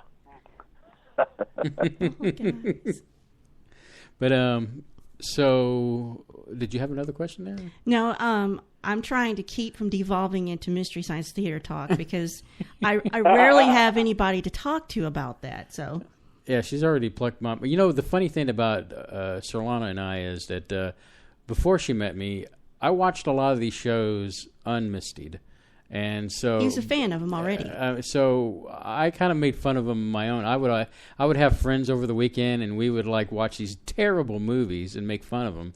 And then I got with Surlana, and she had been watching them misty, and it was just a match made in heaven. Awesome. Hopefully, well, you have our phone number. Anytime you need a fix, you can call us. Awesome. Oh yeah. Yep. Happily. And you know, Misty's coming back. Oh yes. Jonas. Jonah Ray. Jonah Ray. Yeah. And some woman and. What? Some woman. Some woman. I can't think of her name. Felicia Day. Yeah. Felicia Day. I don't know what their roles are going to be exactly. I don't know the guys that are going to be Crow and. See, that's a problem I have. You know, it's the they new might voices. sound a little bit different. Yes, exactly. I just, although Crow changed. I listened to a little bit of, they had a panel for Comic-Con on that, and they got to hear their voices, and I'm like, well, we'll just have to roll with it. You know, it's a new generation kind of thing. You know, just be happy that there's it'll mystery. Be okay. Yeah, it'll be okay. It's not going to ruin your childhood. No, it won't. What was that? Did you follow the Kickstarter for that? I actually donated to the Kickstarter when they first started. I wasn't even just following it because it was interesting watching it because Joe would talk a lot about how they did the old episodes way back in the original series. You know, and he talked a lot about just what it is to go from where everything was 4:3 aspect ratio to now high definition. Mm-hmm. He said there were movies that they did. One he mentioned, I think, was Hercules, that was widescreen. They had to pan and scan it to do it on their show. And he said, in high definition, we could almost do a whole other episode where we just show you the half of the movie you didn't see the first time. So he said it really is a different deal. So the best live event, and you'll never see it because they don't have the rights to distribute it, but was Starship Troopers. There'll never be anything that great again when they made fun of that movie. It was just a delight to see it being made fun of. Yeah, but I love that film. I mean, I don't mind they made fun of it, but I do really like that movie a lot. I understand it better. I went back and found out what the original novel's true purpose was. It was how Heinlein felt about the military and the military-industrial complex. So it's sort of a commentary, and it reminds me of those movies they showed in the black and white real films they showed during the World War I or II, and like this is what our troops are doing now, fighting in the fields, and that's kind of what the elements of Starship Troopers had. It was this overly optimistic war in space, these young idealistic people going into space, with the and romanticizing it all with propaganda and all that. Over the top acting. It's silly, and I don't know what Neil Patrick Harris was doing in that weird Nazi SS coat. And that movie was I You love know. that movie. I mean, that's a great action. It's misunderstood by a lot of people. They don't understand great what action it is. and everything, but at the same time, you can't take it that serious. Oh, but when Kevin Murphy, when Denise Richards came on, he got Smiletron 3000. It was so good. You can't deny they eviscerated that movie, but it was a delight. But yeah, that was good. I enjoyed Godzilla when they did the 90s Godzilla. That was difficult. What was it? It's not a good movie, but that's the point. But it's bearable. I mean, at least I didn't fall asleep to Never let me forget that. Santa Claus versus the Martians. To be fair, I'd already seen the Mystery Science Theater version, so it's not like I missed anything, but it wasn't as painful as Birdemic. Oh, that was that opening intro where they're driving down that road, and it's like, okay, is this going to end now? That reminded me of that touch of Satan, a Mystery Science Theater, where they're going down that road. There's an endless opening driving scene. Mm-hmm. That's the same thing that was happening in Birdemic. Yeah, we love our Mystery Science Theater. I just geek out on that. Oh, we do too. We do too. So Yeah. like I said, you've got our phone number. Anytime you want to talk to MST3K, you can give us a call. Absolutely. Well, a friend of mine, and we watched every episode when it was on originally. They even the Riff Tracks guys. They even took one of James Cawley's New Voyages episodes. Oh, that's right. And at World Enough in Time, they riffed on that, and it's glorious. And I don't think James was aware of it until we mentioned it to him. He was like, "What?" And I said, "Oh yeah, they ripped it." Oh, he did know about it? No, it was Root that didn't know about it. Yeah. And we told him how they made that crack about him pouring gravy in the warp drive. So there's gravy in the warp drive. That's too good. And he thought that was the most awesome thing ever, that he got riffed on by the guys. So he was a happy guy. Charles Root plays Scotty in New Voyage. Mm-hmm. We'll have to check that one out. And he's got the best sense of humor. So he took it all in stride and thought it was awesome. I like it when people understand what they're trying to do. They're not trying to tear you apart. They're trying to just, make fun of what's going on there. The only person would be Lisa, would be the one that know about tearing people apart. Yeah. I was going to say, tear me apart, Lisa. Well, guys, we're coming up to the closer to the end of the show, but I wanted to give you an opportunity to plug everything that you want to plug, and web addresses, Facebook stuff, and I also I want to get a banner from y'all so we can post it on our website and give you some link back to you. We like to do that with. We will notify our web guru Scott J. Smith and have him get with you guys post haste. Because we appreciate the fact you've been supportive of the universe, and we know that you've got a little banner for us over on your end, and we appreciate it, and we want to return that in kind. Oh, absolutely. One hand washes the other, guys. And Exactly. That's how we play that. How we will. We like the big happy family. Yep, one big happy fleet. And we're happy to be a part of the Space Boys universe. Awesome. Absolutely. All right, so tell us, Jim, what do you want to plug here? Well, mainly I want to plug the website. Exactly. Right now. Well, you can, like I said, you can find us on Facebook, Explore the Outer Rim. You can also find us at exploretheouterrim.com. It was formerly Star Trek Anthology. I'm not sure if that link is still active, but try one or the other. Everything's in transition and flux right now. Mm-hmm. We're working on other social media presences, and it's all pulling together at this point. So if you snoop around on any of the other social media presences and look for Outer Rim, you should be able to find us. Cool. What? What? No, Well, you said cool, not oh, cool. Yeah, I thought said, you said, ooh. No, like cool. you found something. No. Okay. And what about... Okay, but we're out there, and we're not hard to find, and we're going to get loud very shortly. And you do need donations for your production, or? Always. We're always happy to get a $5 or a $20, wherever someone can spare it, or more if you have deep pockets.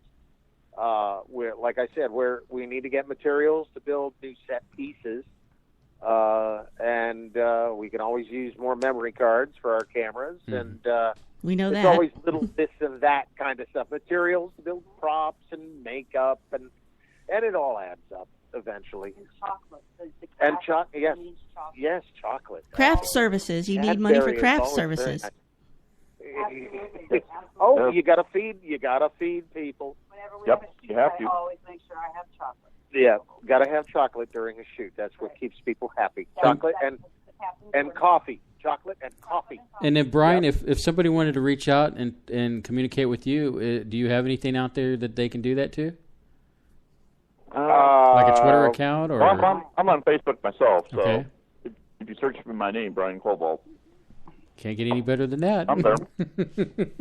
Well, guys, we appreciate you calling in, and like I said, we love what you do, and it's always a treat talking to y'all because it's like looking into or listening to a mirror, so to speak, twisting it a little bit, but it's just great conversations that we have with you, and we'll definitely have you back on soon when you have more, and then plus. When your web guy gets with us, we'll put that link up on our website to spread the word through the universe. Awesome. Well, thank Thank you you for having very us, much. guys. No problem. Yeah, And- thanks. Had a blast. And I'm serious about that off-the-air phone call anytime, guys. Okay. Anytime. We got Alrighty. you. We got you in our contacts list. Awesome. Cool. Okay. Y'all Thanks have a- so much for having us. No we problem. really appreciate the airtime. Thank you. And thank you, Yes. Brian. Thank you, Brian and Jody. Big hugs out to you. Hugs back. Hugs back. All right. Good night, y'all. Night. Try not to pop the pressure in your space suit there. Don't worry. Don't.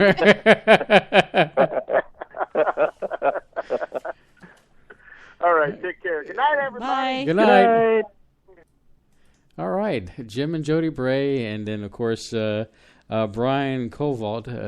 It was great to talk to them. Mm-hmm. You know, I always love talking to them because they have such great personalities that it's like I said, it's like looking at us in a mirror as far as how we go back and forth. And so I was just really excited to get them on. And then, of course, you know, we'll get the links up to the website soon, so you all can check them out, possibly give a donation to them. That would be great.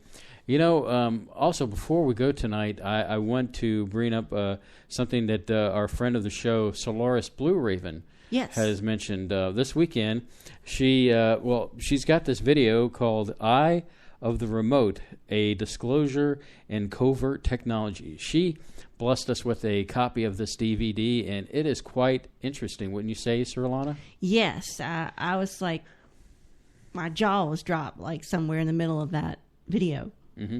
So we highly recommend it. So it's what she's doing is this weekend that she's kind of giving it a discount. Now, let me tell you what she's rolled out, and then I'll tell you what's cool in the situation. Any donation of $25 or more will get you a copy of this DVD. But wait, There's more. There's more. Hold the presses. If you mention that you heard this on Spaceboy Universe, she will drop it down to $15. This copy for this weekend. So let me make sure I read this well. I will sell them a copy for $15 discount. So wherever the discount is beyond that, just make sure you mention Spaceboy Universe when going to the following websites. And it's heavy, and I think we'll put a link somewhere on Twitter here. Mm-hmm. It's called Night Shadow AnomalyDetectives.com. That's a pretty hefty. Interesting. Yeah. So, Solana, if you can find that link and get it up there, and let me just repeat it again: Night Shadow AnomalyDetectives.com. Go to that website, get your copy of Eye of the Remote, a Disclosure in Covert Technology, and just mentioned Spaceboy Universe sent you. Solana, I guess she said that she will hook them up with the $15 discount. That's really great of her to do that. That's very, with friends like that, I mean, it's awesome. And so what are we going to try to do next Saturday? Well, we are going to try again to bring in Gordon Roop. Gordon Roop got lost in technology confusion last weekend, and we apologize about that. Well, we have a plan.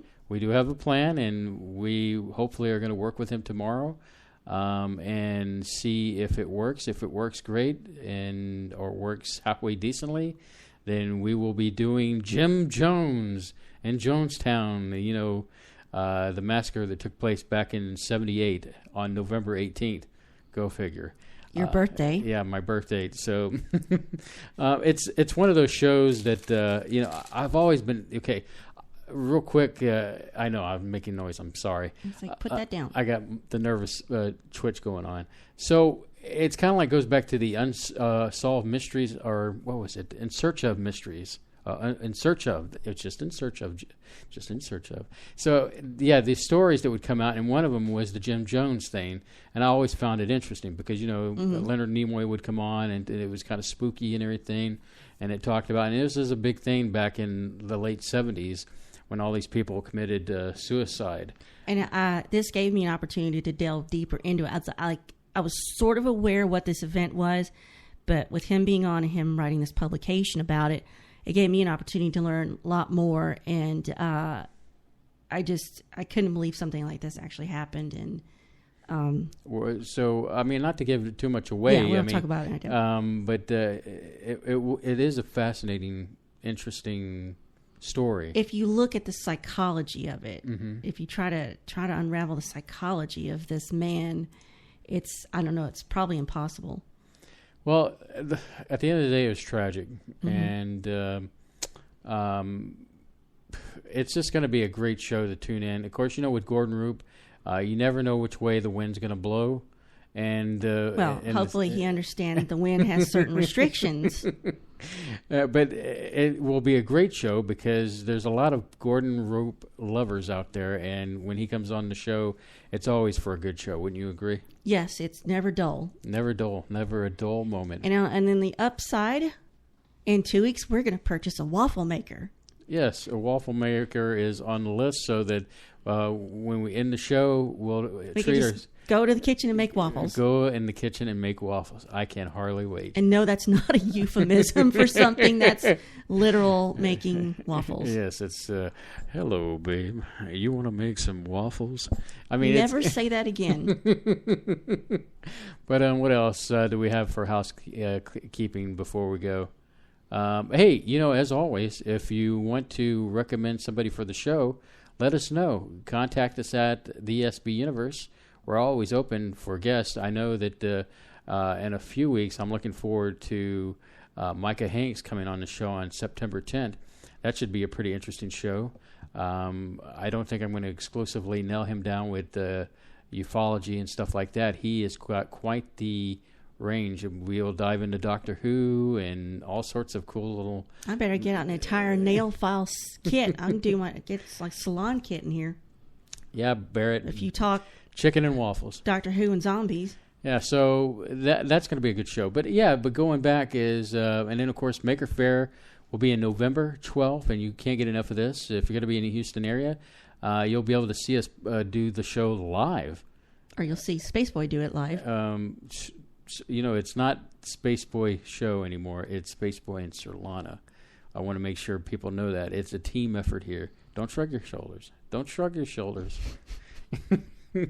And so that's what the new graphic show, both of us, Spaceboy and Surlana. It's a big universe, and you're in our... You have to share it. You have to share it. It's a big universe, and you have to share it. Yes, you have to share. So now drink your milk and eat your peas. Yes. What else? Anything else you can think of? Just stay tuned. We'll keep you updated on social media as things happen, and our personal universe is getting better, and you've got new adventures to look forward to next week, and all good stuff. Yes, the dark days are over. Dark days are over, and as we move forward, we are going to make sure this works out. Yeah, and that means some improvements can be coming to Spaceboy Universe finally. And as they come along, we'll keep you posted because we want you to join along with our journey through the universe. We want you to feel like, hey, Spaceboy and Surlana, they're the people that live next door. And we want to go have a barbecue and play ping pong. And, okay, Solana's looking at me like I'm crazy. What is this, 1974? It could be. Anything's possible. I think it's time for you to say goodnight, Spaceboy. Well, good night, Spaceboy. Let me play the credits. And, hey, as always, Space Cadets, join us next week when we'll have Gordon Roop on. And he will be talking about Jonestown and Mr. Jones himself. Other than that, have a great evening. Say goodnight, Surlana. No, I already did that. Oh.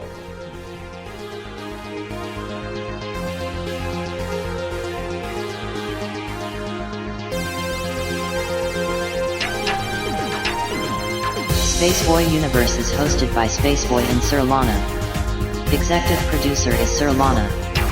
Social media producer is Dennis Koch. Associate producer is Lee Ann Cordes. Music production is Spaceboy of SpaceboyMusic.com. Special thanks goes out to Lee Ann K, K28, Mark S, and Bob N. This has been a Spaceboy Universe production. Support the universe by exploring Spaceboy Universe with Spaceboy and Surlana. Sweet dreams, Space Cadets.